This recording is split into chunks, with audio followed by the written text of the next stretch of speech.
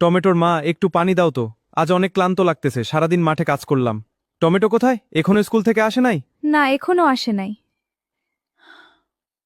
সে তো সাধারণত এত দেরি করে না।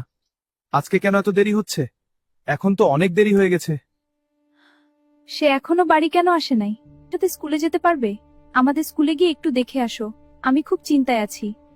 স্যার, আমার মেয়ে টমেটো আজ এখনো বাড়ি ফেরেনি, আমি খুব চিন্তায় আছি। আজ তো টমেটো স্কুলেই আসেনি, সে আজকে ক্লাসে ছিল না। বাসি সকালে ঘর থেকে স্কুলে যাওয়ার জন্য বের হয়ে গেছে। চিন্তা করবেন না, চলুন আমরা একসাথে তাকে খুঁজে বের করি। স্যার, টমেটো কোথাও নেই, একদমই খুঁজে পাওয়া যাচ্ছে না। চিন্তা করবেন না, এখন আমরা পুলিশ স্টেশনে যাই এবং মিসিং রিপোর্ট করি। স্যার, কিছু গ্রামবাসী এসেছে, তাদের মেয়ে সকাল থেকে হারিয়ে গেছে, কোথাও খুঁজে পাওয়া যাচ্ছে না।